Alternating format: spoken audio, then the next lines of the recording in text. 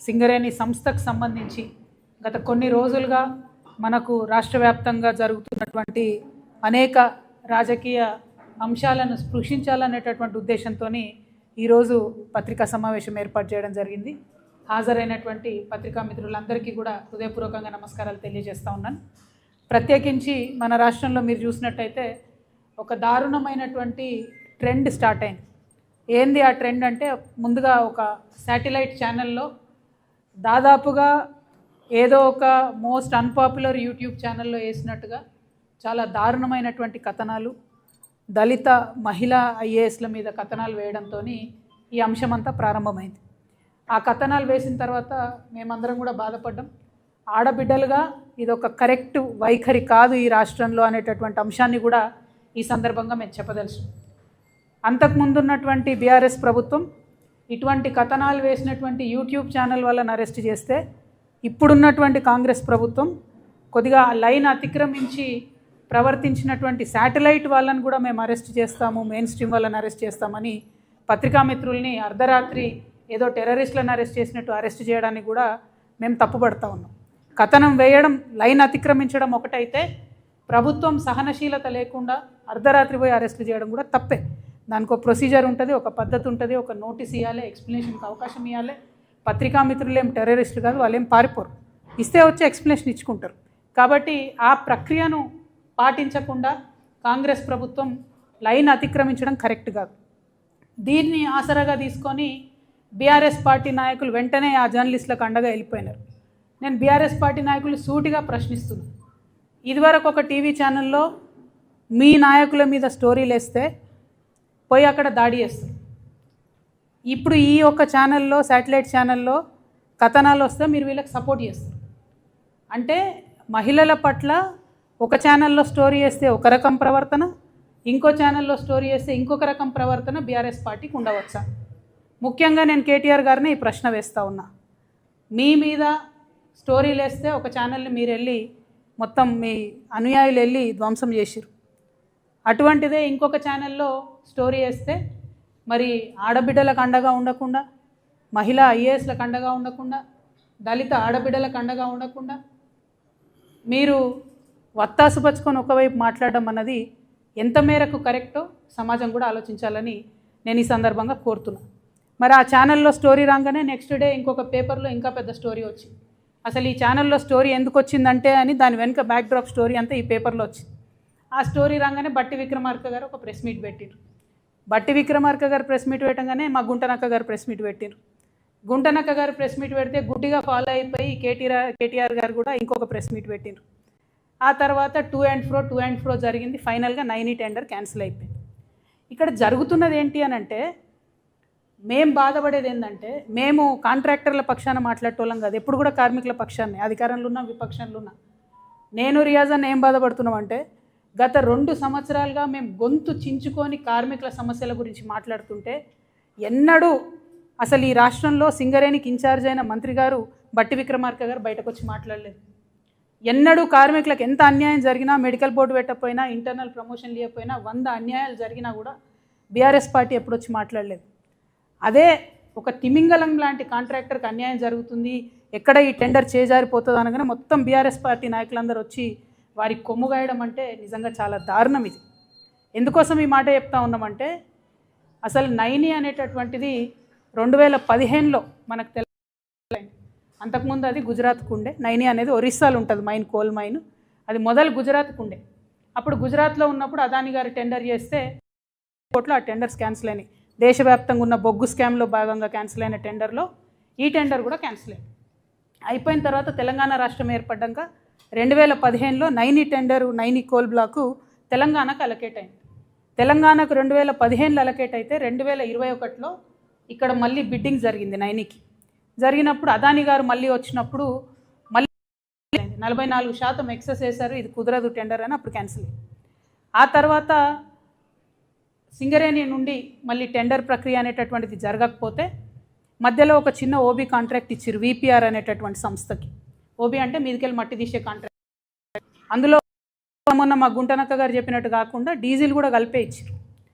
ఒక పక్క గుంటనక్క, కేటీఆర్ గారు నిజంగా తెలంగాణ వీళ్ళ పట్ల గౌరవం ఉండే. అధ్యయనం చేసి మాట్లాడతారు, కొట్లాడతారు. అన్నిటికన్నా పార్టీలు ఉన్నారు కాబట్టి గారి లాగా నిజాయితీతో మాట్లాడారు. దారుణం అనిపించింది. గారి మీద మాట్లాడినరు. బీఆర్ఎస్ కూడా పోలేదు, ఎక్సెసే పోలేదు, అసలు ఒకటి మొత్తం ఎక్సెస్ పోతుంది. ఇవాళ 25 టెండర్లు బీఆర్ఎస్ హయాంలో ఎక్సెస్. కారణమైన ఎక్సెస్ అంటే ఒకటి 30, ఒకటి 16%, 7%, 8%. ఇవన్నీ జరుపుకుంటూ వచ్చి కాంగ్రెస్ వాళ్ళు ఏం సర్దపూసలు కాదు, వాళ్ళు మొత్తం ఎక్సెస్ చేసిండ్రు. ఈ సైట్ విజిట్ అనేటటువంటి నిబంధన ఏదైతే ఉందో, కంపల్సరీ సైట్ విజిట్, దానికి అధికారులు అటెస్టేషన్ చేయాలనే నిబంధన ఏదైతే ఉందో, అది అంతకుముందు సింగరేణిలో వేరే వాటికి ఉండే. అంటే కోల్ హ్యాండ్లింగ్ యూనిట్స్కి, కోల్ వాషర్ యూనిట్స్కి, కన్వేయర్ బెల్ట్స్కి, వాటికి ఖచ్చితంగా సింగరేణిలో ఆ నిబంధన ఉండే. కానీ ఓబీకి లేకుండే. వీళ్ళు వచ్చిన తర్వాత ఓబీకి కూడా పెట్టిండ్రు. సో అది 100% కాంగ్రెస్ వాళ్ళు తప్పు చేసిరు. నిబంధన పెట్టడం, గ్లోబల్ టెండర్ అయితే పెద్ద పెద్ద వాళ్ళు ఫేస్లెస్గా టెండర్ జరగాలనే ఉద్దేశంతో ఈ సిస్టమ్ పెడితే తెలవాలి కాబట్టి వాళ్ళని తెలుసుకోవడం తప్పు చేసి డెఫినెట్గా ఆ విషయంలో ఎక్స్పోజ్ చేయడం మంచిదే బీఆర్ఎస్ ప్రతిపక్షంగా. కానీ అబద్ధాలు చెప్పారు. అంతకుముందు ఎన్నడూ కూడా టెండర్లలో ఎక్సెస్ పోలేదు అనడం చాలా. ఇప్పుడు ఇంకో కామెడీ ఏంటంటే, గుంటనక్క గారు, అదేవిధంగా నమస్తే తెలంగాణ, అదేవిధంగా టీ న్యూస్, అదేవిధంగా కేటీఆర్ గారు మొత్తం ఎంతసేపు దీన్ని ఎట్లా చేస్తున్నారంటే, స్మాల్ ఫిష్ను వదిలేసి బిగ్ ఫిష్, చిన్న చేప పిల్లను పట్టుకున్నట్టు అని కాపాడుతున్నారు. ఈ విషయం అంతా సృజన్ రెడ్డి. ఈ సృజన్ రెడ్డి అనేటోడు సీఎం బామ్మర్ది కాబట్టి, ఈయనకు టెండర్లు వచ్చినాయి కాబట్టి ఈయన కోసం ఇదంతా చేస్తున్నారని. వాస్తవానికి ఏంటంటే, నయని అనేటటువంటిది పెద్ద తిమింగలం మెగా కృష్ణారెడ్డి గారి కోసం. అది 25,000 కోట్ల అనేది. ఈ సృజన్ రెడ్డి అనే చిన్న చేప పిల్లకు 50 కోట్ల. సో ఈ 250 కోట్ల ప్రాజెక్ట్ పెద్ద తిమంగళాన్ని వదిలిపెట్టాలని గుంటనక్క తీవ్రంగా చేస్తుంది. ఇక్కడ అంటే ఫస్ట్ నుంచి కూడా గారికి ఈ సృజన్ రెడ్డి ఇచ్చిందే, ఈ సృజన్ రెడ్డి అంటోనికి టెండర్ ఇచ్చిందే, ఈ సృజన్ రెడ్డి అంటోని కాంట్రాక్ట్ గుంటనక్క. ఆయన సృజన్ రెడ్డికి మొదటి కాంట్రాక్ట్ వస్తుంది. ఇదే సింగరేణి వచ్చినాయి బొగ్గు గనులు బీఆర్ఎస్ హయాంలో. అప్పుడు సృజన్ రెడ్డి రేవంత్ రెడ్డి బావమరదని. ఇవాళ నేనేమంటున్నా, ఎక్స్పోజ్ చేస్తున్నారు, కార్మికుల కోసం చేస్తుర్రా, సింగరేణి సంస్థను కాపాడడం కోసం చేస్తుర్రా, నిరోధించడానికి లేకపోతే కాపాడడానికి? ఆ విషయం ఇవాళ ప్రజల వద్ద నేను స్పష్టంగా చెప్పదలిచిన. ఇంకొక మాట ఈ గుంటనక్క ఏమంటారు, ఎంత దారుణం అంటే, it is an insult to entire Dalit community. I'm telling you. బట్టి విక్రమార్క గారికి నేను లెటర్ రాయను, కిషన్ రెడ్డి గారికి రాస్తా.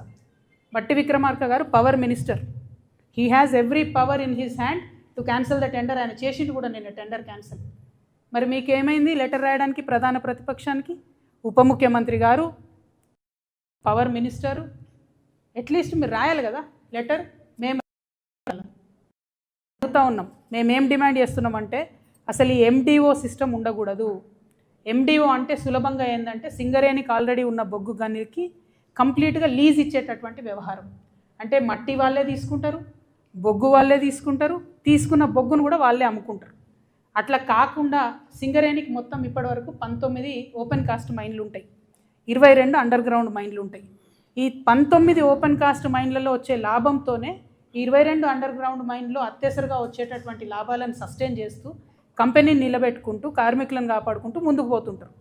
ఇప్పుడు ఉన్న మైన్లన్నీ మీరు వేరే వాళ్ళకి ఇచ్చేస్తే, ఆ ప్రాఫిట్ అంతా వేరే వాళ్ళకి వెళ్ళిపోతే సింగరేణికి ఏం మిగులుతుంది? ఇవాళ మేము చెప్తా ఉన్నాం, మార్చిలో కూడా సింగరేణికి జీతాలు ఇవ్వడానికి డబ్బులు లేవు. ఎందుకంటే అంతకుముందు బీఆర్ఎస్ గవర్నమెంట్లో 25,000 కోట్ల అప్పు ఉంది జన్కో అని చెప్పి మొత్తుకునేది రేవంత్ రెడ్డి గారు సీఎం గారు. ఇవాళ దాదాపు 50,000 కోట్ల అప్పు ఉంది సింగరేణికి. జెన్కో నుండి రావాల్సింది, ట్రాన్స్కో నుంచి రావాల్సిన లెక్క పెడితే అవి ఇస్తలేరు. ఇవ్వకపోతే ఏం చేస్తుంది? సింగరేణి జీతాలు ఇవ్వాల్సిన ప్రతిసారి కూడా బ్యాంకుకు పోయి అప్పు తెచ్చుకుంటాం, మళ్ళీ దానికి మిత్తి కట్టాలి, మళ్ళీ నెక్స్ట్ మంత్ జీతాలకు మళ్ళీ పోవాలి, మళ్ళీ అది బర్డెన్ అవుతుంది. సో అల్టిమేట్గా ఆల్రెడీ నష్టాలలో ఉన్న సంస్థను పూర్తిగా కిల్ చేసేటటువంటి ప్రయత్నం తప్పితే ఇది సింగరేణికి కానీ సింగరేణి కార్మికులకు కానీ తెలంగాణకు కానీ లాభమయ్యే అంశం కాదు. మేము తెలంగాణ జాగృతి తరఫున బట్టి విక్రమార్క గారికి ఉత్తరం రాస్తూ ఉన్నాం. MDO సిస్టమ్ దయచేసి రద్దు చేయండి.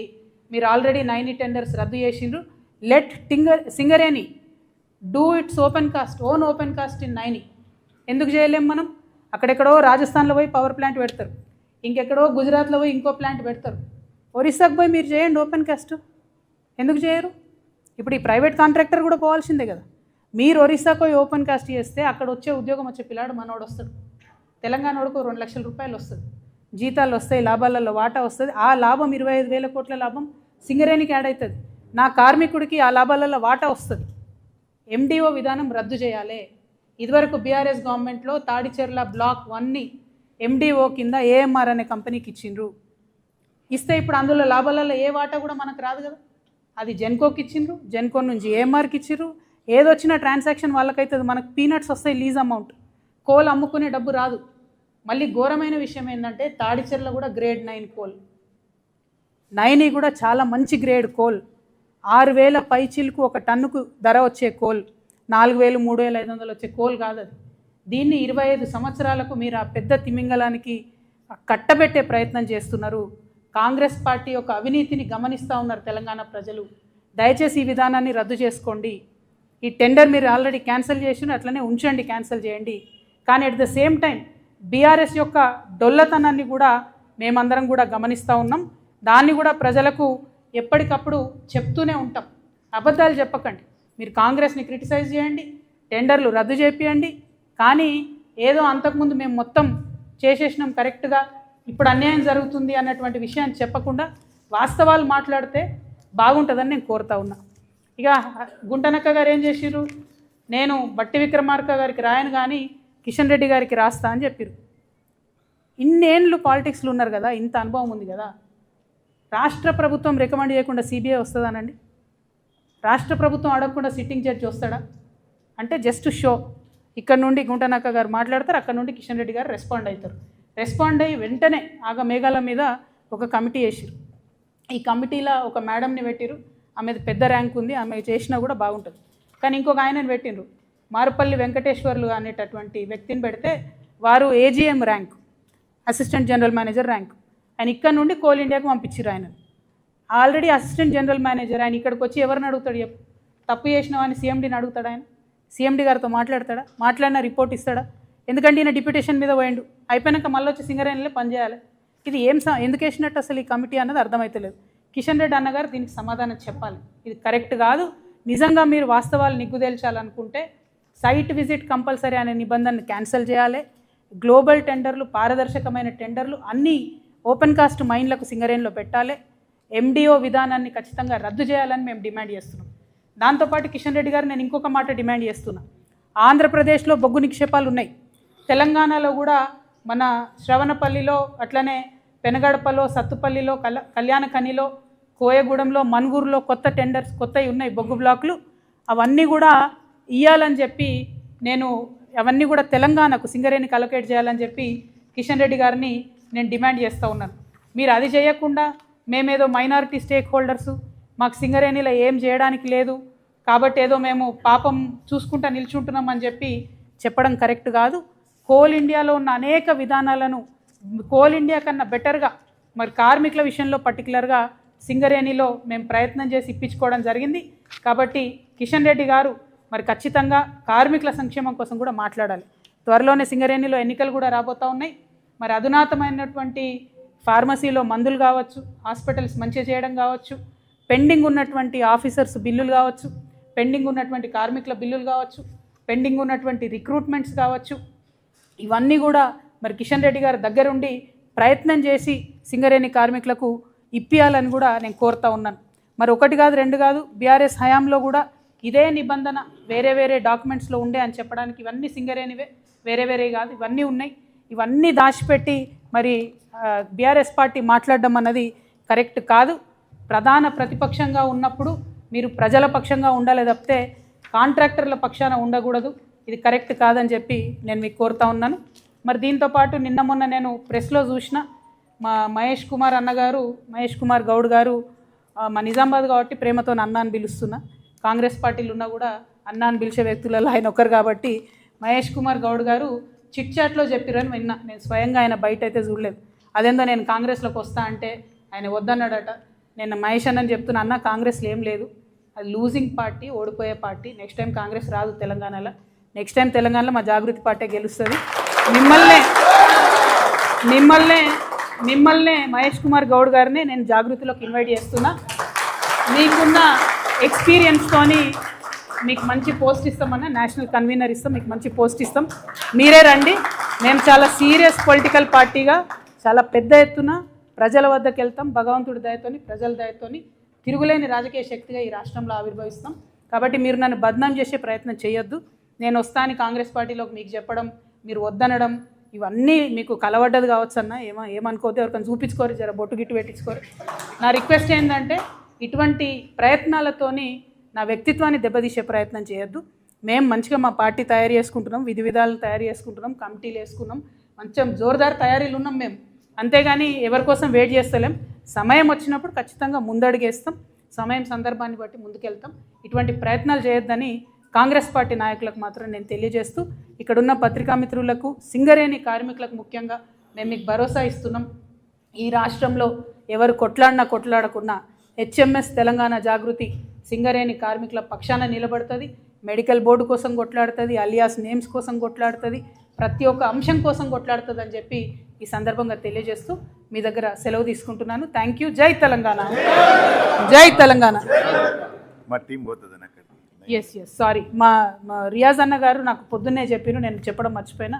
నైని సైట్ చూడడానికి హెచ్ఎంఎస్ తరఫున ఒక డెలిగేషన్గా వారు అక్కడికి వెళ్తారు. మరి అక్కడ జరుగుతున్నది ఏంది, ఉన్నదేంది. ఒరిస్సాలో 2-3 మంచి సిస్టమ్స్ ఉన్నాయి.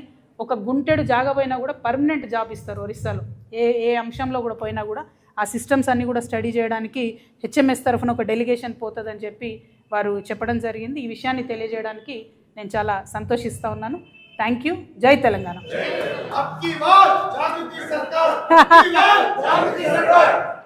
పార్టీ అయినాక ఇప్పుడు థ్యాంక్ యూ. జై తెలంగాణ.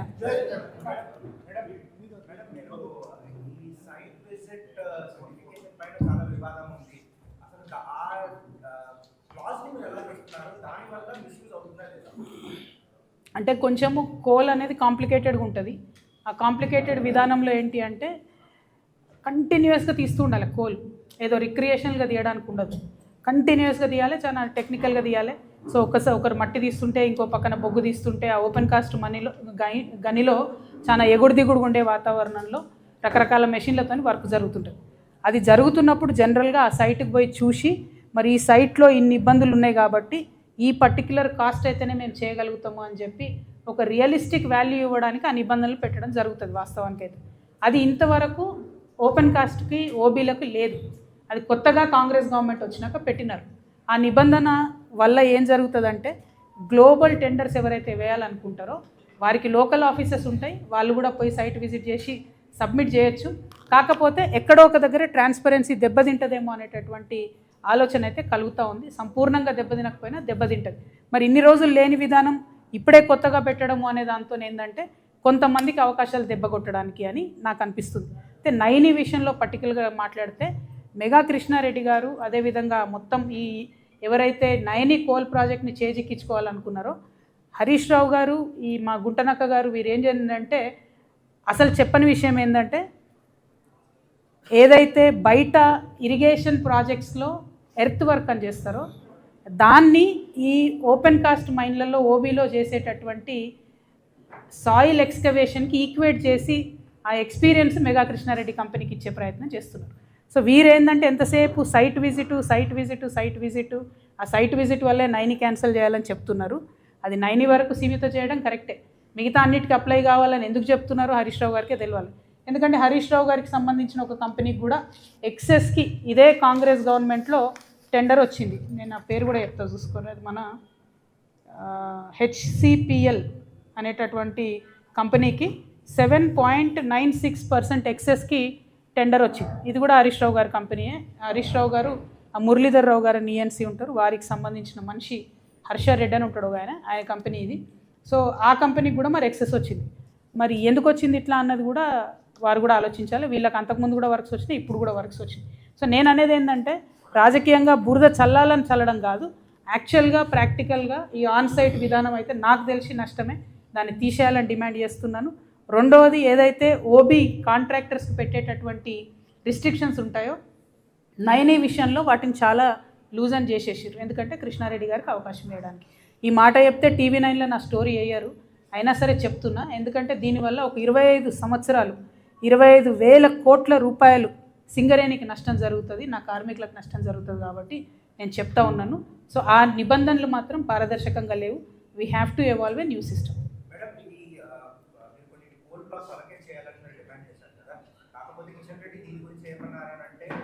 సుప్రీంకోర్టు నిబంధనల ప్రకారం ఆప్షన్లో సింగరేణి పాల్గొవాలి, అది కొన్ని ఆప్షన్స్లో పాల్గొకపోవడం దురదృష్టం, దానివల్ల వాళ్ళకి దక్కట్లేదు అనేది.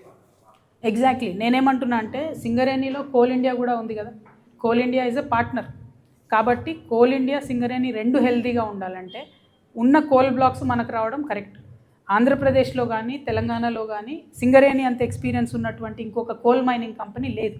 లేనప్పుడు కన్విన్స్ చేసి మనది కొత్త రాష్ట్రం కాబట్టి, మొత్తం భారతదేశంలోనే మనది కొత్త రాష్ట్రం కాబట్టి కొంచెం ఎక్స్ట్రా ఎఫర్ట్ పెట్టి కిషన్ రెడ్డి గారు ఈ సాయం చేయాలని కోరుతున్నాను. నేను రూల్స్కి వ్యతిరేకమా అన్నది కాదు, ఎగ్జామ్షన్ ఇవ్వచ్చు కదా. గుజరాత్ విషయంలో అనేక ఎగ్జామ్షన్స్ ఇచ్చినారు, ఎన్నికల సమయంలో బీహార్ విషయంలో అనేకమైన ఎగ్జామ్షన్స్ ఇచ్చిండ్రు, మనకెందుకు ఇవ్వరు? ఇచ్చే విధంగా ఎందుకు ప్రయత్నం చేయరు?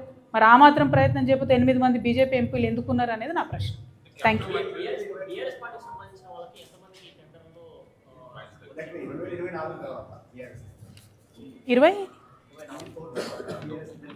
24 తర్వాత నా సమాచారం ప్రకారం అయితే 5 టెండర్లు ఉన్నాయి ఇక్కడ. ఇందులో ఒకటి శోధ సృజన్ రెడ్డి, మిగతా అన్నీ కూడా అటు ఇటుగా బీఆర్ఎస్ అనుయాయులకు బీఆర్ఎస్ సపోర్టర్స్కే ఉన్నాయి. మరి ఇవన్నీ పెట్టుకొని హరీష్ రావు గారు అంత గొంతేసుకొని ఎందుకు అరుస్తున్నారో నాకు అర్థమవుతలేదు. అల్టిమేట్గా నేను అనేది ఏంటి అని అంటే, ఏదైతే లెక్కలు తేలలేదు వాటాలు తేలలేదని పదే పదే గుంటనక్క గారు అంటుంటే నాకు అనిపించేది ఏంటంటే ఆయన లెక్కలు వాటాలు తేలలేదేమో అని. ఒకటి. 101% గుంటనక్క గుంపుమేశ్రీ ఇద్దరు కలిసి ఉండి కంప్లీట్గా ఈ అంశం నుంచి దృష్టి మరల్చేలాగా చేస్తున్నారు ప్రజల్ని. 25,000 కోట్లది కొట్టేయడానికి 250 కోట్ల వ్యక్తిని చూపించి మొత్తం దృష్టి మరుస్తున్నారు. ఒకటి. 2, హరీష్ రావు గారు మొన్న ఫస్ట్ ప్రెస్ మీట్లో ఏం అడిగినారు? ఖచ్చితంగా మొత్తం 2014 నుంచి ఇప్పటి వరకు ఎంక్వైరీ అడిగారు. అంటే జరుగుతున్నది ఏంది ఇక్కడ? కేసీఆర్ గారి ప్రభుత్వం మీద ఎంక్వైరీ అని హరీష్ రావు గారు అడుగుతున్నారు. అన్ఫార్చునేట్లీ ఈ గుంటనక్క గారి యొక్క గోతిలో కేటీఆర్ గారు పడ్డారు. తెల్లారి ప్రెస్ మీట్ పెట్టి ఆయన కూడా అదే అడుగుతున్నాడు. మరి అంటే మీ ప్రభుత్వం మీద మీరే అడగడం ఏందన్నది చాలా వెరైటీగా అనిపించింది. సో దాన్నే నేను ఫస్ట్ నుంచి చెప్తున్నది, అదే పార్టీలో ఉంటూ ద్రోహం చేయడం కేసీఆర్ గారికి అన్నది గుంటనక్క గారికి వెన్నతో పెట్టిన విద్య. ఇప్పుడు కూడా వారు అదే చేస్తున్నారు. బీఆర్ఎస్ పార్టీ కార్యకర్తలు నేను రిక్వెస్ట్ చేస్తున్నాను, వారి విధానం చూడండి, వారు మాట్లాడే పద్ధతి చూడండి. టోటల్ 2014 నుంచి ఇప్పటి వరకు బీఆర్ఎస్ పార్టీలో ఉంటూనే డిమాండ్ చేస్తున్నారు ఎంక్వైరీ చేయాలని. మరి యాజ్ టీజ్గా తెల్లారి కేటీఆర్ గారు కూడా అదే అడిగింది. సో ఈ గుంటనక్కని గుడ్డిగా ఫాలో అయ్యి గుంతలో పడ్డారని నేను అనుకుంటున్నాను. నేను ఒకటే చెప్తున్నా, as on today 9 is the biggest block that Singareni has. First దాన్ని ప్రొటెక్ట్ చేయాలి. ఆ తర్వాత ఏదైతే కేంద్ర ప్రభుత్వం ఎంక్వైరీ అన్నారో ఇంకొంచెం డీటెయిల్గా ఎంక్వైరీ చేయండి, నాకేం ప్రాబ్లం లేదు. 2014 నుంచి చేసుకోండి, 1956 నుంచి చేసుకోండి. మాది కార్మికుల పక్షం, కాంట్రాక్టర్ల పక్షం కాదు కాబట్టి నాకు టెన్షన్ లేదు. సో అల్టిమేట్గా సింగరేణి సంస్థ బతకాలంటే సింగరేణికి ఉండాలి 9 అనేది. సింగరేణి ద్వారానే అక్కడ ఓపెన్ కాస్ట్ మైనా ఏది చేస్తారో చేయాలని నా కోరిక.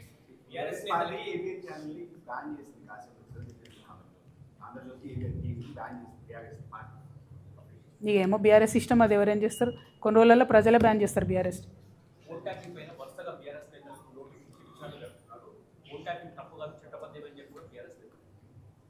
అంటే నేను ఒకటే మాట చెప్తా ఉన్నాండి, అసలు కాంగ్రెస్ ప్రభుత్వం ఎవరికి నోటీస్ ఇస్తుందో అర్థమవుతలేదు. ఫోన్ ట్యాపింగ్ చేసిన వాళ్ళకి ఇస్తున్నారా, ఫోన్ ట్యాపింగ్ బాధితులకు ఇస్తున్నారా? 2 ఏళ్ళ ఇది టీవీ సీరియల్ లెక్క కొనసాగుతూనే ఉన్నది. ఆ కార్తీక దీపం అన్న గుర్తుంటుంది కానీ ఇది గుర్తుంటలేదు ఇది. సో ఘోరమైన పరిస్థితి ఉన్నది ఇక్కడ. సో నాన్ సీరియస్ అయిపోయింది, జోక్ అయిపోయింది ఫోన్ ట్యాపింగ్ అంటే.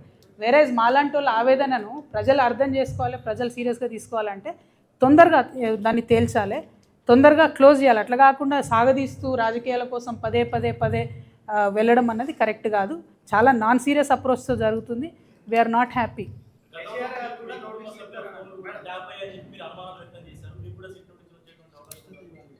నాకు తెలియదు, ఏమో చూద్దాం, వచ్చినప్పుడు చూద్దాం.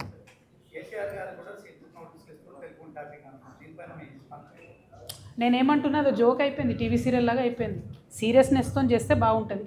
అట్లా కాకుండా రేపు పొద్దున దాని రిజల్ట్ ఏం లేకుండా ఊరికే చేసేసి ఎలక్షన్ అయిపోయాక బంద్ పెడతారేమో అని నాకు అనిపిస్తున్నది. ఎందుకంటే ఎప్పుడు ఎలక్షన్ వస్తే అప్పుడే వస్తున్నది ఫోన్ ట్యాపింగ్ విషయం తప్పితే మిగతా టైంలో వస్తలేదు. ఇప్పుడు ఈ నోటిఫికేషన్ వచ్చిన తర్వాత మళ్ళీ చేస్తారేమో, ఎందుకంటే అర్బన్ ఏరియాస్లో పోలింగ్ ఉంది కాబట్టి దానికోసం చేస్తున్నారని నాకు అనిపిస్తుంది. నేను మళ్ళీ చెప్తున్నా, ఇది కరెక్ట్ కాదు. ఫోన్ ట్యాపింగ్ అనేటటువంటిది టెర్రరిస్టుల కోసం పెట్టినటువంటి విషయాన్ని అన్ని ప్రభుత్వాలు దుర్వినియోగం చేస్తున్నాయి. అది చేయకూడదని మాత్రమే నేను డిమాండ్ చేస్తాను. Thank you. జై తెలంగాణ.